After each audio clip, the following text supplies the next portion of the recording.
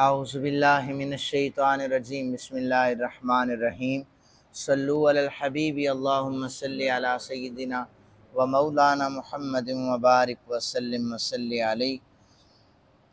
बाबुन ला यज़लिमुल मुस्लिमुल मुस्लिमा वला युस्लिमुहु।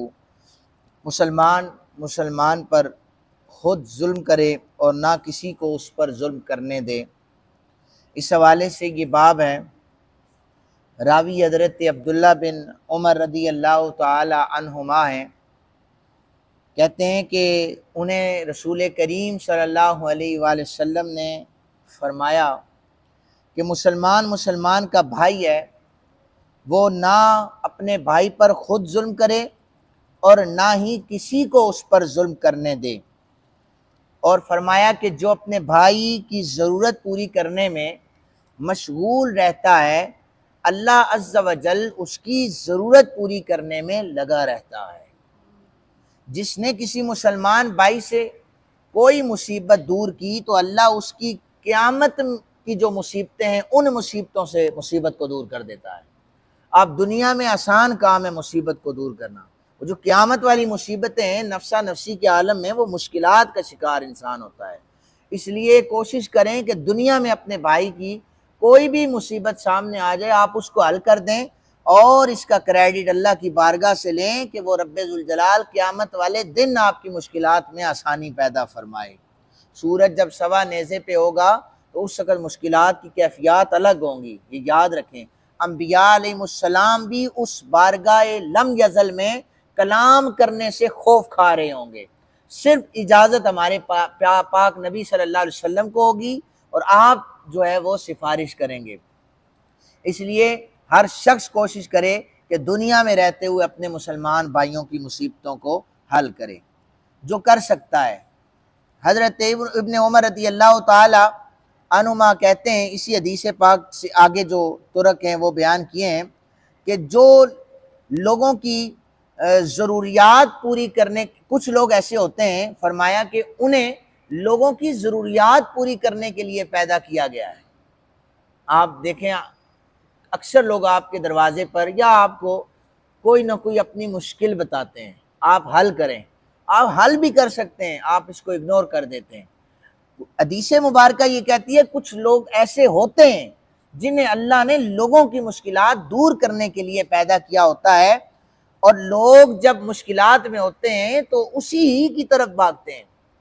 उसको अल्लाह ने तौफीक दी है, वो लोगों की मुश्किलात दूर भी कर देते हैं। यही लोग अल्लाह के अजाब से अमन में रहने वाले हैं।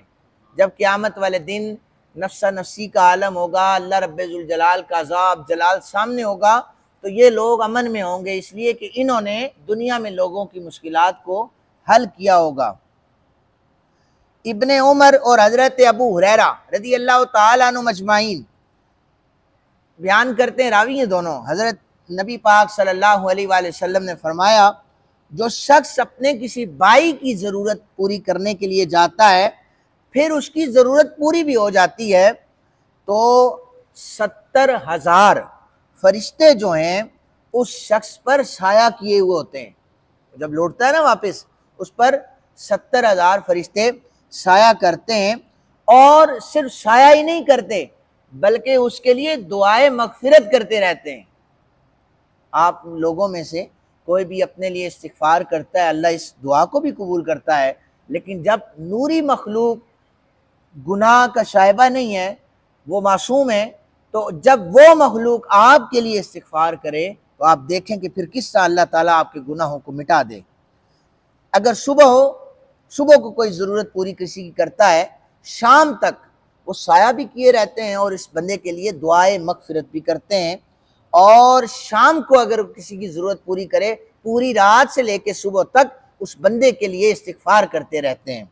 और फिर वो बंदा जितने कदम चलता है अल्लाह हर कदम के बदले उसके दर्जात में बुलंदियां फरमाता रहता है। नबी अकरम सल्लल्लाहु अलैहि वसल्लम ने फरमाया, अहले दोज़ख से एक मखलूक निकलेगी और अहले जन्नत में से एक शख्स के पास से गुजरेगी।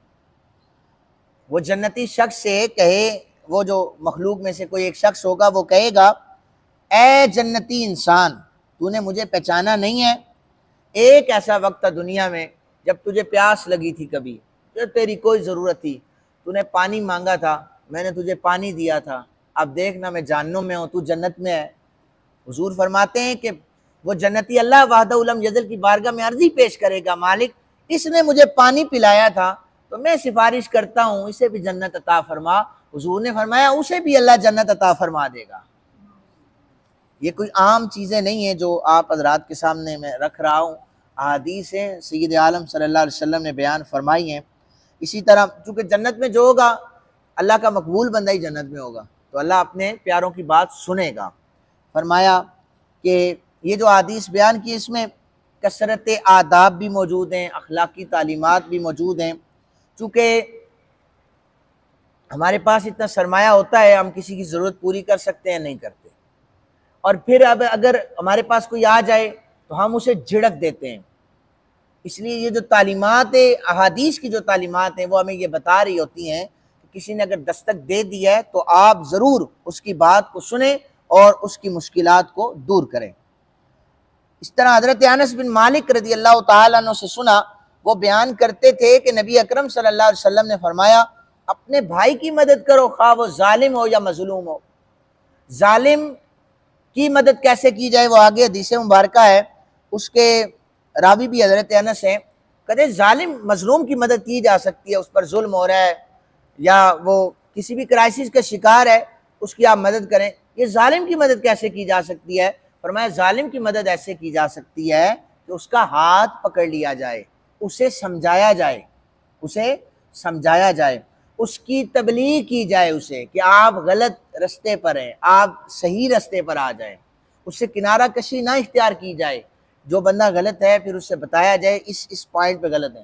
हमारा क्या होता है कि हम गलत कार्यों में गलत बंदे का साथ दे रहे होते हैं, हमारे सामने, हमारी खुली आंखों के सामने होता है। वो मैं अर्ज करता रहता हूँ कि हम रिश्तेदारी निभाते हुए, ताल्लुक निभाते हुए, हम उस जालिम को और ज़्यादा शाबाश देकर बढ़ावा दे रहे होते हैं, तो वो फिर फूले नहीं समाता। हालांकि फरमाया कि जालिम का हाथ पकड़ लो, उसे समझाओ कि भाई तुम ये गलत कर रहे हो, इसमें तुम्हारा कोई साथ नहीं देगा। तो इसलिए हुजूर ने फरमाया कि जालिम की भी मदद करो, मजलूम की भी मदद करो, दोनों अशखास की मदद करो। अल्लाह ताला हम सबको दूसरों की मुश्किलात हल करने वाला बना दे। वमा अलैना इल्लल बलागुल मुबीन।